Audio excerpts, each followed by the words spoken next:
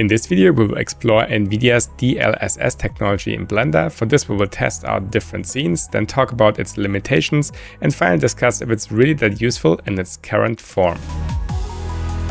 So recently there was a lot of talk of using NVIDIA's DLSS technology directly in Blender's Cycles render engine, and the results that I've seen so far looked really impressive. So while the official implementation of this technology into Blender is unsure because of licensing issues, recently an unofficial build has surfaced, so obviously I had to test this just to find out if it really is such a game changer as the majority of available content about this seems to suggest. And spoiler, at least for me and my workflow, it absolutely isn't, and the reasons for that I want to highlight in this video.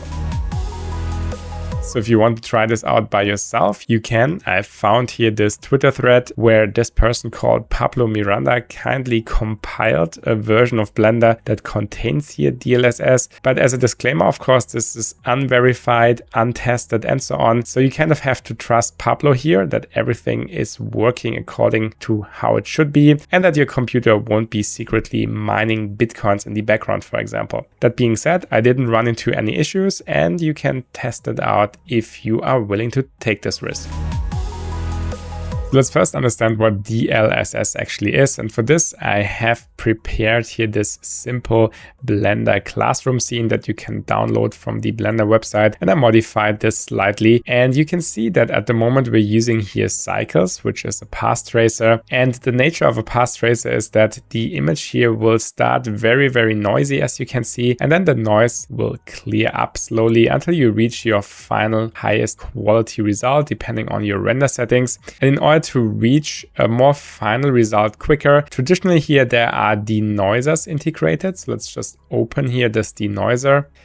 And you can see that at the moment I set it up that after 25 samples, it will start to kick in, and then you can see the noise suddenly disappears. And this is quite great, but the problem is you still start here with this noisy image, and you can try to maybe lower this down so that the denoiser kicks in here more early. For example, let's just kick it in at the first sample that we're doing. And you can see this kind of works. We don't really have any noise anymore, but now we have these kind of like splotches which are appearing, and they can be very distractive because the denoiser starts here at this very noisy image, and like this it has to guess a lot about how the final result here will look like, and that's why you have these kind of like varying splotches which appear everywhere. So up until now, if you wanted true real-time performance, you had to switch to Eevee. And Eevee is not a path tracer, it works completely different. That's why you can get here this real-time performance. As you can see,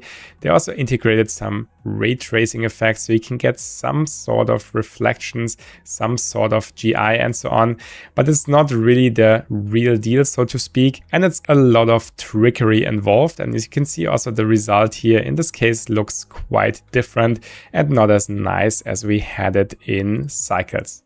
So DLSS, or Deep Learning Super Sampling, is a technology by NVIDIA and basically a combination out of various machine learning algorithms, which all follow the goal to render something that looks as close as possible to a final proper path traced image in our case, while internally using clever methods to speed up that process so that ideally you can reach real-time performance. So in the custom build that we installed, the DLSS technology is built inside here the denoiser section. And before we actually enable this, I found out that if you open your NVIDIA app and you go to graphics, and then go to the global settings. In my case, I have here RTX 4090, and by default here, the DLSS override is set to use 3D app settings, but I found I got really bad performance doing it like this way. So I just switched this one here to recommended and then restarted Blender, and then I got much better results. So I would also recommend you to switch this here before you actually try that out in Blender. So now just to remember, we had here the default denoiser, which gave us this really splotchy result. And now if we switch to DLSS, you can see that now you can move here completely in real time. There's no splotchiness, no flickering and so on. And you get something that looks really quite finished. I was basically completely blown away here because, as you can see, I can just navigate through the whole scene here, just like in a video game. You have no obvious splotches, no flickering, nothing like this. Everything looks and feels completely accurate and perfect. And you might think this is some sort of magic that's happening actually, but once you play around with it for a little while, you will notice that there's actually quite a lot of trickery involved, and sometimes this trickery can be obviously seen. And in this case here, for example, if you pay attention on the shadows on the floor, once I move here behind the chairs and I move out again, you will see that these shadows here, they kind of start to fade in. They basically refine over time. And there's a lot of these kind of effects here in DLSS. And in some scenes, that's very obvious. And sometimes it's not really obvious at all. So it's not really a solution that works in every case. But in a lot of cases, it can really help to get you to much quicker and nicer results compared to traditional denoising methods. So now let's check here a different scene, and as you can see, I'm using cycles with the standard denoiser again. So we have this really excessive noise, and in this case, if I even try to go to a lower start sample, you can see this doesn't work and behave very good. We have this really weird pattern set up here and this extremely splotchy appearance in here. So in this case, I would just use a more higher start sample in order to just get more smooth performance. But now let's check out how DLSS is handling this situation in here. So first of all, if you paid close attention, you might have noticed there's some geometry. We had some leaves here and here. They disappeared, and that's because they are Blender particle systems, and those for some reason are not supported here by DLSS, so they will always disappear and not render. And now we have the result here with DLSS, and you can see this works, let's say, okay. We have kind of a stuttery movement here. We have not really this huge splotchiness that we had with the standard denoising, but there's various other problems which I want to demonstrate you in the scene here. So first of all, the performance is not really good. We probably have around, I don't know, 10 to 15 frames per second maybe. And this is also because we use currently here the highest preset mode. So this is DLAA, and this means it doesn't use upscaling. It basically doesn't render internally in a lower resolution and then upscales it. It takes the proper resolution in here, and this is basically the most expensive mode here. So if you go any of these lower modes here, it will render the image in a lower internal resolution and then has to do more guesswork. But by this, it can improve here the performance. So let's use here this quality preset, and you can see that now if we move around, we have definitely a better frame rate, as you can see. And if we go lower, it even gets more fast, but the quality will become worse and worse. You can see with ultra performance, it doesn't look very crisp anymore. And yeah, it's not really ideal. So I would always try to use, if possible, here the DLAA option, because this will get you the most close to your ground truth here, basically. Another thing you might have noticed is that if I rotate my camera around here, you can check around these wall areas. You can see that there's this kind of ghosting that appears, and that's actually quite distractive here in this case. And in some scenes, this is very visible, like in this one here, where you have high amount of contrast and no textures or something that can help to kind of blend this. And you can't really get rid of this, unfortunately, because that's the nature of how DLSS is calculating this. It's basically doing some kind of temporal denoising here. So it's blending in the changes over a period of time. So as said, there are some scenes which work better, and especially scenes that have a lot of textures, like for example the Blender classroom scene that we saw earlier, work much better in hiding these kind of issues. Also, you might have noticed that some shaders, they don't seem to work at all. And those are especially here, these glass shaders. You can see we get this really ugly black noise here. It takes a really long time until they start to clear up and they remain somewhat like blurry. So as a comparison, if I switch this one here to the standard denoiser, you can see we don't really have any kind of issues. I can zoom very close to these cups in here and I get immediately a correct and realistic result. But if I switch this one here to DLSS, you can see I have this really ugly appearance here for those refractive materials.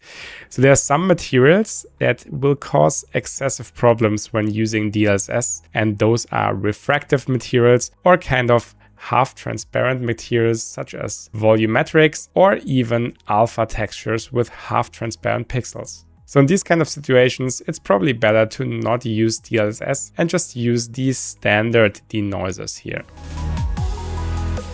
Finally, I want to talk about some things that I noticed when working with DLSS as an artist, which led me to not really want to use this during my day-to-day work, because I think there's quite a lot of downsides with this.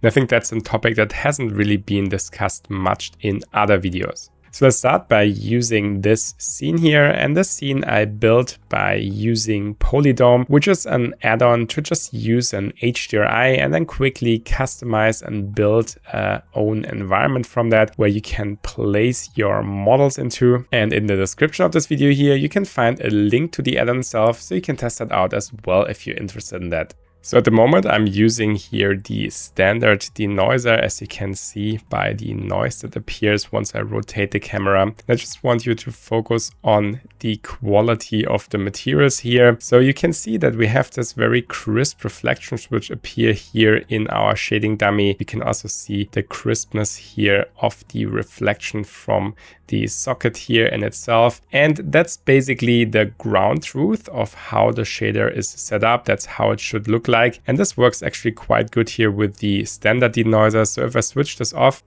you can see that once the noise has cleared, so this is now the raw path traced image, this is here our ground truth, and we get pretty much the same result if we use the standard denoiser. So just after a short time, you have pretty much the same result, you have the same crispness, you have the same amount of details and so on, and they look pretty much identical. So remember how this looks like, and now let's switch to DLSS and then let's compare. So you can see that now we are in the highest quality mode in here, and actually the whole thing is very stuttery. So I would need to even go down to the quality preset in here. With this, it's a bit more smooth, of course, but you can see that the crispiness is nothing near to what we had before. If you wait a really long time, it somewhat gets better, but you're missing really all of these details that you saw in here. And the ground truth of our shader is not really perfectly represented. You can see this one here is basically a different looking material. It looks much more diffuse. It doesn't really look like, in this case here, this car paint.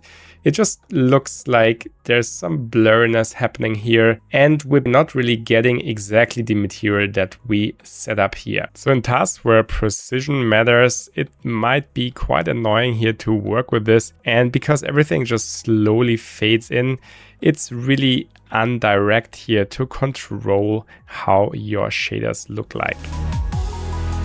For example, let's just modify the shader here on this shading dummy, and you will notice that this gets really annoying here working with DLSS, because as you can see, it kind of like really fades in and it's kind of like mixing stuff together, and it's not really how you normally work, and you always can get this feeling that everything is kind of delayed. You first have to wait until it somewhat updates. And if I just pick the colors here, for example, you can see that it slowly fades over between them. And sometimes there's also some leftover parts from before that first have to be cleared up by, in this case here, moving the camera, and then everything just seems to update.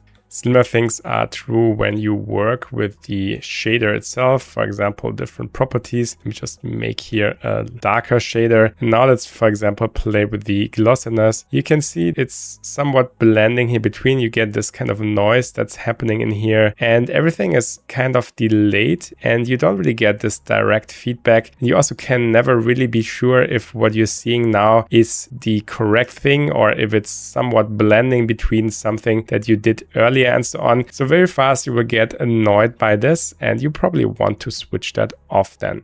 Similar issues exist when you work with textures, for example. So let's say we want to change the scaling here. You can see you don't really see what you're doing. You would need to dial it in and then wait a little bit. And it's, for me at least, kind of like really indirect and not really used to working like this. And for me, it distracts me more than it actually helps me. So I rather would like to work here just in the standard mode. And now you can see, yes, you get noise, but you get immediate feedback once you dial this in. It's not really blending between different kind of states here. You can directly dial in colors, and you can be sure that what you're seeing is actually really the correct result, both in terms of color, in terms of material properties, and also in terms of quality. That's exactly how the shader here was set up, and you don't really have any kind of guess game here involved.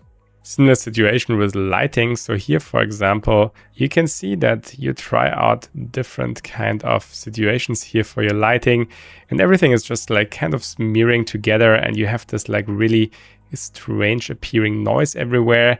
And as said, it's not really working for me at all, so I wouldn't really use that as an artist. And let me just switch that here back to the automatic mode. And now, first of all, the whole thing here is more crisp. We don't have any issues here with our refractions. And now if I just dial in here my light, yes, I will get noise, but I can also quickly understand basically how the whole thing here looks like. And it's not smearing between different kind of states here. And everything is basically working exactly how I would expect it to work. So let's come to my personal summary, and that would be that I think DLSS is really an amazing technology. If it works really good, but in its current shape, I would say for me personally, there are way too many restrictions. For example, I'm restricted in what kind of materials I use. I'm restricted in terms of quality, and I have to be willing to accept a lot of compromises just to get this real-time performance in here. And in your use case, maybe if the real-time performance is the most important factor, then that might be a really great alternative that you could even use right now. But as said, for me personally, I'm not overly sad that there's no official plan to build this into Blender because of some licensing questions and so on. But let's see what the future will still bring. So welcome to this introduction video of PolyDome, which is our one-click HDRI setup solution for Blender, which you can purchase on superhivemarket.com. With PolyDome, you can easily set up a complex HDRI dome setup, quickly test out and exchange HDRIs using either the asset browser or simple drag and drop from your hard drive, seamlessly switch between cycles and Eevee with almost identical results and true real-time performance, and quickly add procedural water puddles to your floor plane that help to integrate your assets into the environment. We offer full support for the PolyHaven asset library so that you can download HDRIs directly and change resolution, and like this achieve really realistic floor shading with automated bump and reflection effects. We have a system for automated floor calibration to ensure a seamless transition between floor and HDRI dome, and also offer an invisible mode for more clean and reduced studio lighting style setups that remain fully customizable. Additionally, we also implemented a cubic projection mode for smaller scale interior HDRIs and offer access to powerful color adjustments and post effects to finalize your images. So all of this and more you can find in PolyDome for Blender, which you can find on superhivemarket.com.